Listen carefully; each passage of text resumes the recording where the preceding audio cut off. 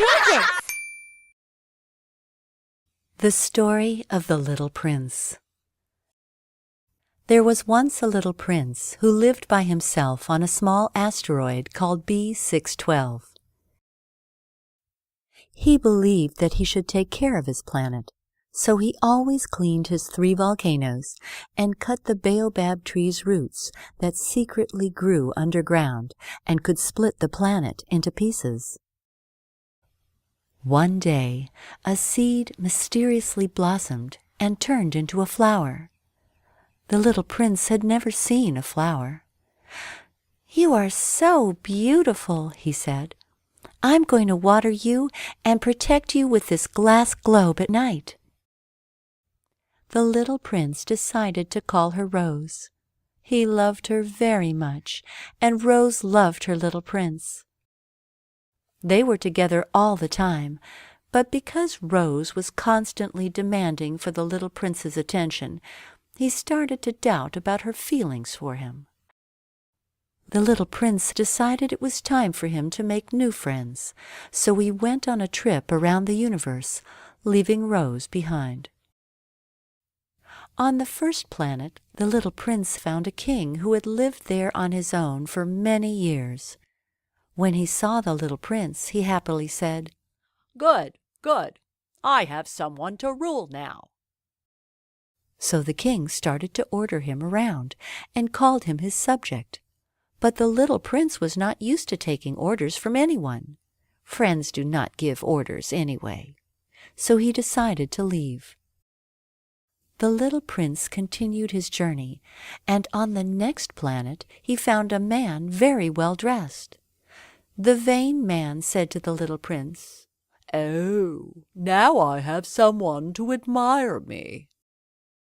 The man dressed in all sorts of clothes and expected the little prince always to tell him how good he looked. But after some time, little prince thought, friendship should not be based only on compliments. So he left. On the next planet, the little prince found an old man with lots of books around him. "What are all those books about?" little prince asked. "I'm a geographer," said the old man, "so I write about the rivers, the mountains, and the deserts.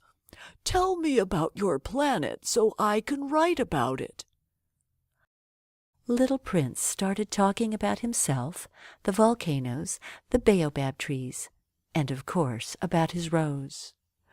"How wonderful," said the geographer. "But I can only write about the things that last forever, so I cannot write about you and your Rose." The little prince had never thought that he or his Rose were not eternal, and he felt sad. The geographer had no interest in him, and friends do, so he left and traveled to a planet called Earth. On Earth, little Prince met a fox and asked her, "Can we be friends?" "Only if you tame me," the fox replied. The little prince was intrigued. "What does taming mean?" he asked. "It means to establish ties, to create a bond," the fox said. "Otherwise you are just a little boy to me, like thousands of other little boys, and I have no need of you. And you, too, have no need of me, for I am just like any other fox." "I'm beginning to understand," said the little prince. "There is a flower. I think she has tamed me. I miss her a lot." So the little prince realized that even though his flower was so proud and temperamental, she was unique to him and a true friend. "My Rose needs me," he thought. So he decided to go back to his volcanoes and to his baobab trees. And when the little prince saw her, he hugged his beautiful Rose and said, "I'm responsible for you, and I will be with you forever." The end.